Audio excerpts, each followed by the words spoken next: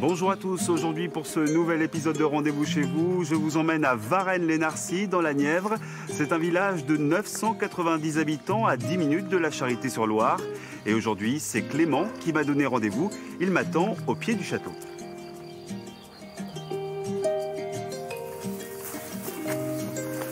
Bonjour. Bonjour. Clément, j'imagine. Enchanté. Vous allez bien? Ça va très bien, je vous remercie. Alors voilà le fameux château de Passy-les-Tours alors. Le château médiéval de Passy-les-Tours, enfin ce qu'il en reste, puisque c'est une très belle ruine. Alors les premières mentions du château datent du fin 14e, 1369, mais on va dire que l'intérêt historique, son apogée a été aux alentours de 1420, lors des guerres de 100 ans, avec un routier, le fameux Périnet-Gressart, qui a tenu en échec Jeanne d'Arc à la Charité-sur-Loire. En tout cas, vous avez l'air de bien le connaître, ce château. C'est une passion pour vous?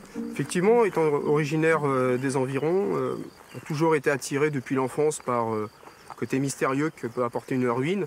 Et plus tard, j'ai eu l'opportunité, avec des amis qui habitent également dans le coin, de créer une association pour la sauvegarde de ce château.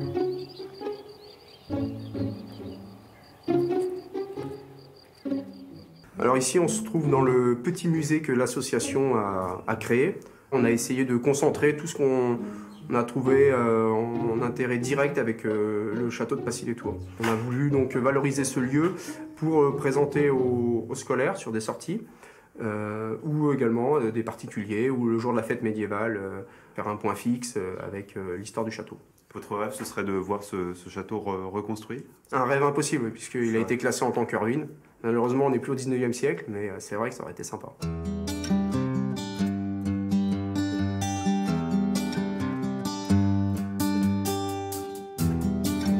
J'ai l'impression qu'on est dans un très beau lieu. C'est quoi ici? Alors ici, on se trouve dans la ferme familiale. Dans cette ferme familiale, on retrouve l'auberge que tient mon frère en tant que restaurateur. Il a également ses chambres d'hôtes à l'étage, donc on est au domaine de Passy-les-Tours. Ah, visiblement, il y a une petite sonnette. Bonjour. Bonjour. Vous êtes Quentin, c'est ça? C'est ça. C'est Clément qui nous a dit de passer vous voir. D'accord. Alors visiblement, c'est une ancienne ferme ici, alors?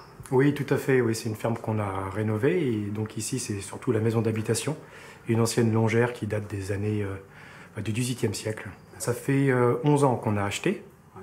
Et depuis, on a fait pas mal de travaux et on a ouvert en 2019. Donc ici, on se trouve dans l'ancienne chambre des anciens propriétaires. Donc nous avons enlevé les cloisons, refait le sol et aussi fait des travaux au niveau du plafond. Et donc en enlevant ici le placard, on a trouvé cette magnifique cheminée. En fait, ces pierres-là, elles proviennent essentiellement du château. Ça leur a beaucoup servi à l'époque d'utiliser le château comme carrière. Donc c'était une belle surprise alors derrière ce placard. Oui, c'est une très belle surprise et c'est pour ça qu'on a voulu la conserver et surtout faire profiter tout le monde.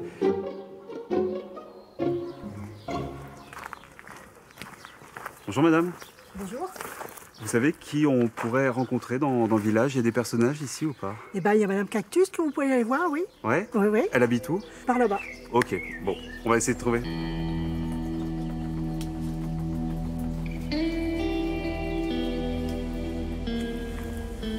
Bonjour. Bonjour.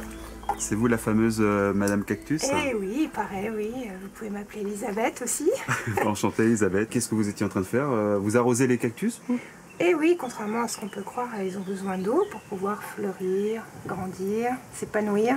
Et donc, pour la mise à floraison, il faut que j'arrose peut-être même tous les jours parfois.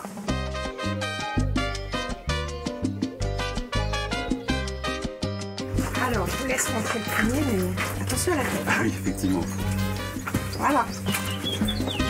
Alors là, on est dans l'ancien poulailler de mes grands-parents. À la place des poules, j'élève des cactus. C'est ça.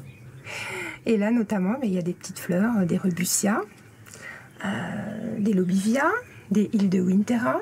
Et comment on obtient des fleurs alors sur des cactus? Alors, c'est tout simple. Je vais prendre du pollen, par exemple, de celle-ci. Vous voyez, le pollen. Et je vais déposer ce pollen-ci sur celle-ci, sur le pistil. C'est comme ça que vous allez créer de nouvelles variétés de fleurs alors sur les cactus? Exactement, oui, on peut en créer autant qu'on veut. C'est l'hybridation. Voilà.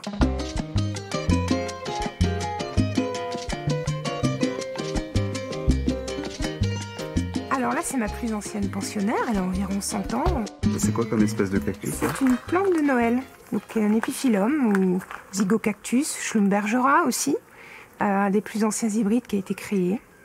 Et tous les ans, au moment de Noël, on a une floraison et puis quelques fleurs aussi au moment du printemps. Donc ça peut vivre longtemps alors un cactus? Ah oui, oui, la preuve, puisque là c'est 100 ans, peut-être un peu plus, peut-être un peu moins, mais dans le désert, voire peut-être même plusieurs centaines d'années ou milliers d'années même. Si on prend soin d'une plante, une plante peut vivre très longtemps, oui. Ouais. Eh bien, en tout cas, merci beaucoup Elisabeth ou Madame Cactus de nous avoir reçus ici aujourd'hui. Eh bien, merci de votre visite, ça m'a fait plaisir. Et il est déjà l'heure pour nous de quitter Varennes-les-Narcy. On se dit à très bientôt pour un nouveau rendez-vous chez vous.